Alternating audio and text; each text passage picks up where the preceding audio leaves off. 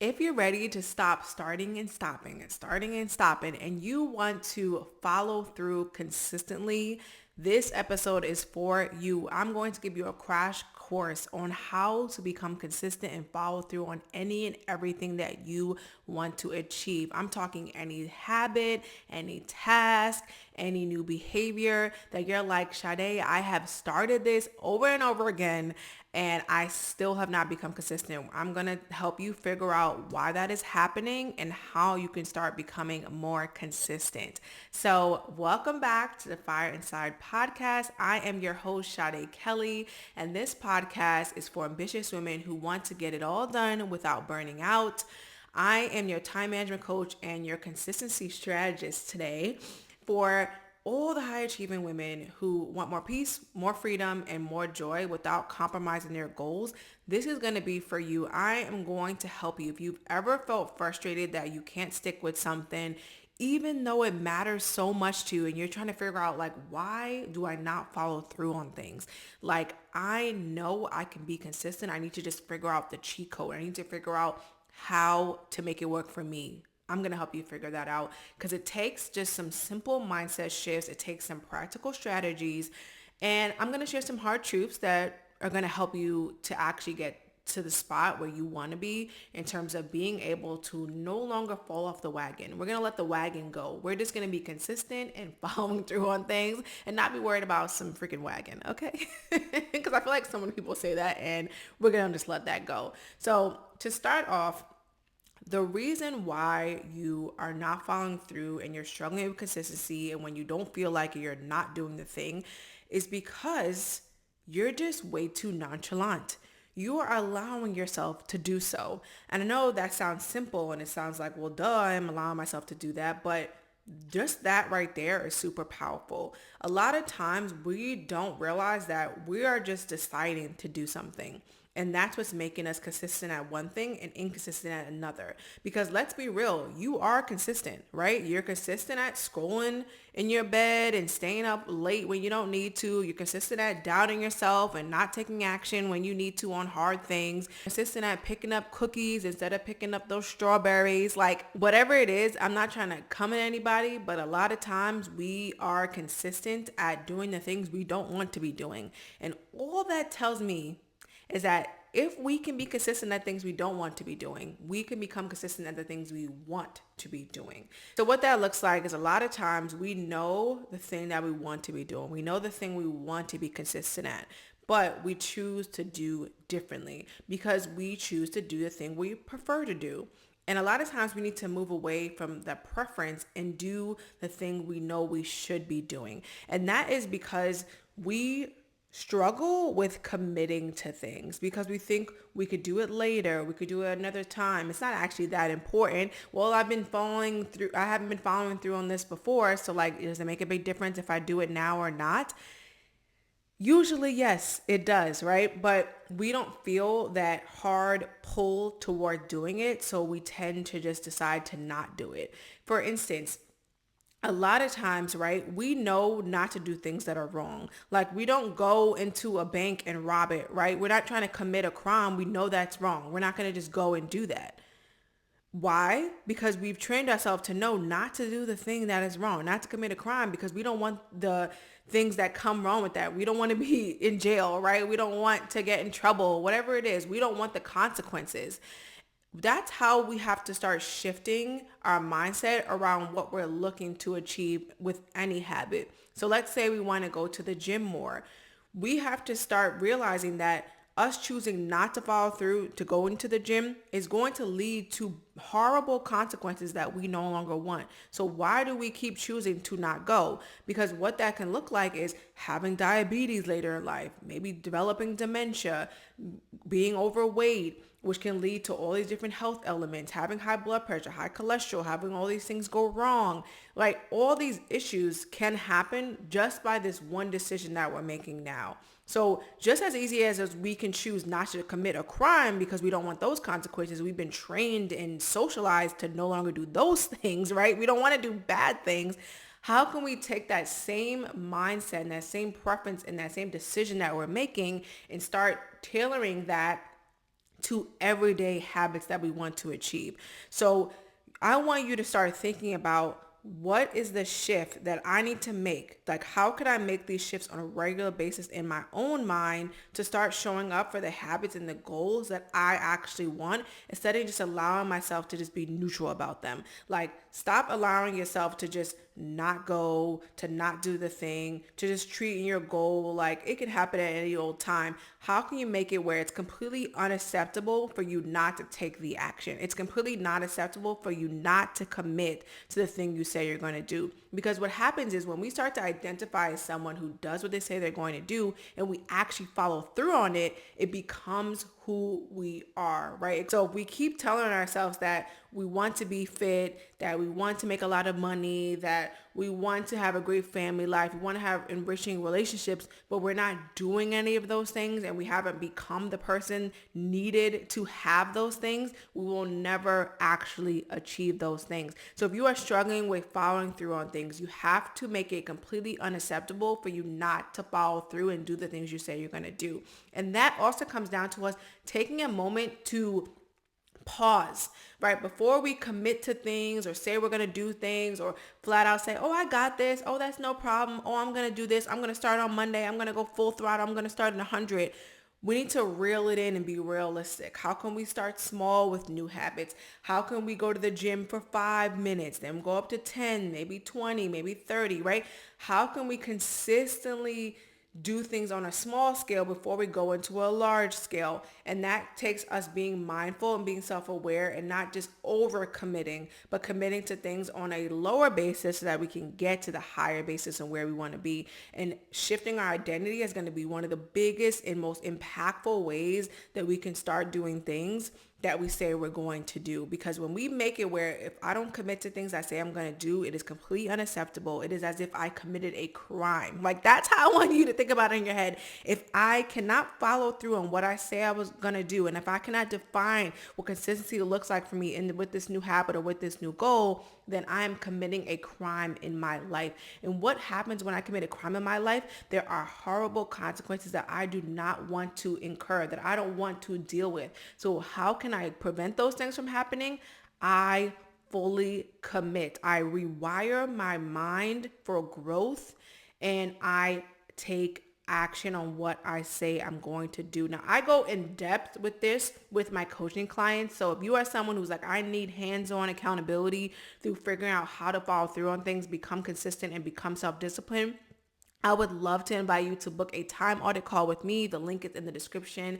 You can always book this call with me. And during this call, what we do is dissect yourself. We get to understand you and your kinks, and like the things that make you tick, and why you use your time the way you do, and what may be holding you back that you're not seeing for yourself. Because of the Solomon paradox, a lot of us struggle with seeing things for ourselves, right? A lot of times we can point out things in others, but we cannot see them in ourselves. It's just something that is a part of being a human, right? Look into the Solomon's paradox. It breaks it down in so much detail, but essentially it's so much easier for us to give advice to other people and to help dissect things for other people than it is for ourselves. So the main reason you may be struggling to figure out why you're not following through is because you haven't met with someone like me, who is an expert, who can help you extract and realize why you aren't following through on things, and set you up with a plan on how to do that. So if you are interested in having that personalized guidance, feel free to book a time audit call with me. I would love to guide you and help you through that. So we already talked about how to shift your mind, and how you need to stop being so nonchalant and giving yourself all these options and letting it be okay to push things off, and how you need to commit.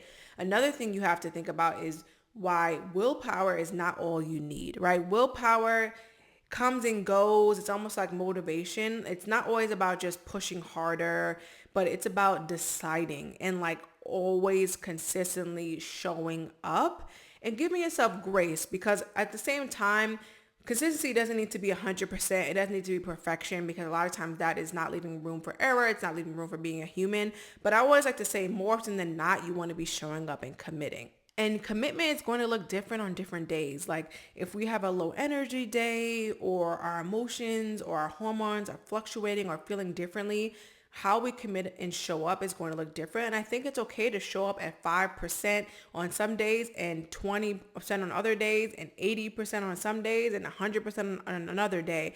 But the idea is that you train yourself to commit. And one way in which I do this, and I teach clients about this, is like I always have a set morning routine that helps me to start my day really, really well. And some days I'm able to journal, read, meditate, and do everything full out. And I spend a whole hour for myself in the morning.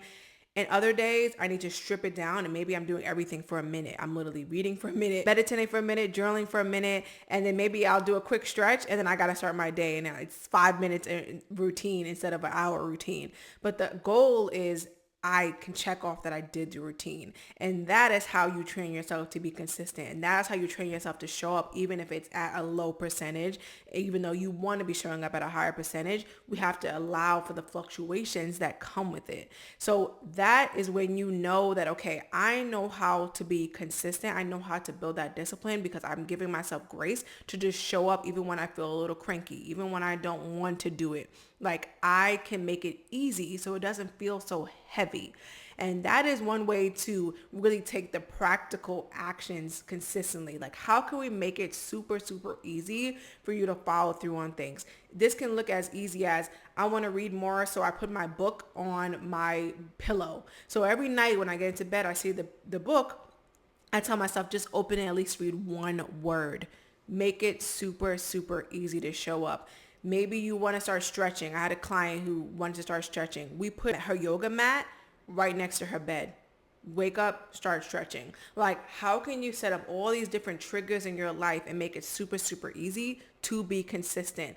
And the reason you're going to keep showing up and doing those things is because you already have the mindset that I just need to commit. I need to stop being so nonchalant. I need to stop giving myself all these options and preferences and allow myself to slack. And instead, I need to tell myself that I'm going to show up even if it's a low percentage because I'm going to make it easy. I'm not going to make this a heavy thing.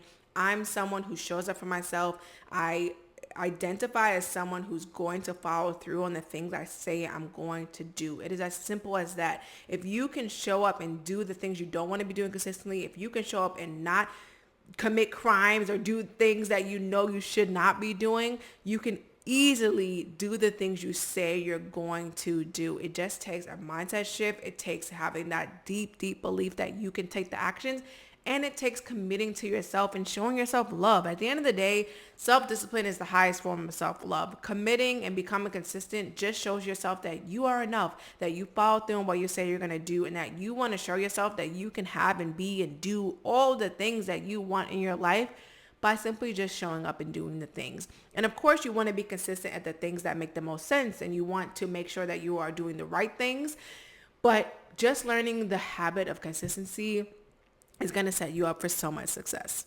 Lastly, one of the best ways to make sure that you follow through is to set up rewards for yourself and to track your progress. I love a habit tracker. I always give my clients habit trackers. I think when you have a way in which you are tracking yourself, looking at your progress, you can check it off, get that dopamine hit, feel that sense of achievement, you're way more likely to keep going with the thing. So have something that you give to yourself as a reward, whether it's like you're going to go watch a show you love, you're going to go out to dinner, you're going to allow yourself to go for a walk or to go on vacation or buy something new, like whatever it is that gives you that sense of achievement.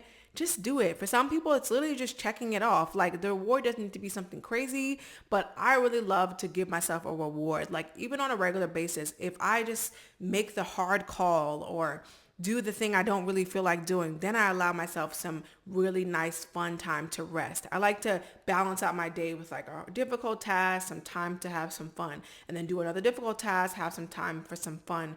Like how can you make it where the rewards just feel natural? You're making sure you're keeping track of what you're getting done, what you're not. I love to use Insomma for this, and as well as my habit tracker Excel document that I use for my clients and that I use myself. Like I love to just make sure I'm tracking things off. There's so many habit tracking apps that you can look for in your phone that allow you to track your habits and see your progress over time. And that is why a lot of these challenges do so well, like 75 hard or 75 soft or 75 medium. There's so many different challenges nowadays, but why they work so well is because you're tracking it. You're looking at your progress. You're committing to something for a short amount of time. And a lot of times that helps people to start small. Like maybe I commit for this for 75 days and then I'll see where I'm at and if I want to keep going with this. Or maybe after I've done it for 75 days, I realize I don't want to be committed to this thing anymore. I want a different habit. I want to have more grace. I want to move things around. I want to try something else. Like give yourself the leeway to figure out like how you want to go about things. But the idea here is that you figure out how to be consistent. So I hope this was a simple and short, effective crash course to becoming consistent and following through. If you have any more questions, please leave them in the comments. For your action item, I would love for you to identify what habit do you want to start becoming more consistent at, and which of these strategies are you going to implement to make sure you become consistent with that habit. So of course, you're going to start with the mindset, figuring out like, how can I commit to this thing? How can I no longer make it an option to follow through on this thing, but I need to train myself where I make it unacceptable to not do anything but this thing because I have identified with it.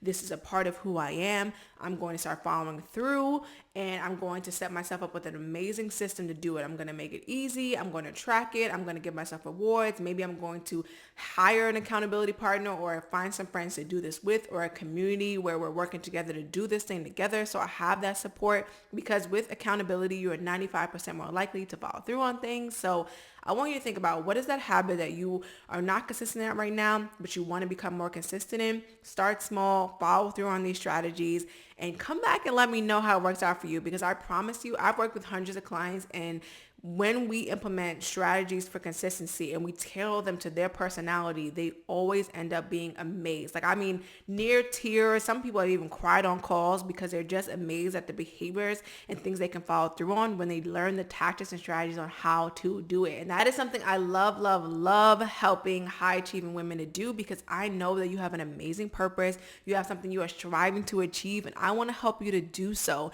And a lot of that comes down to what you're consistently doing with your time, because how we spend our time is how we spend our life. And I want you to spend your life doing the things you are passionate about, fulfilling your purpose, and being super intentional with your time, because we are only here for a finite amount of time. So let's make the most of it. I hope that this episode was so helpful for you. Like I said, let me know in the comments if you have any questions, anything I can answer. If you want a more in-depth analysis of your consistency, why you struggle with following through, how you can get really good at building habits that make you more effective and use your time more wisely, book a time audit call with me.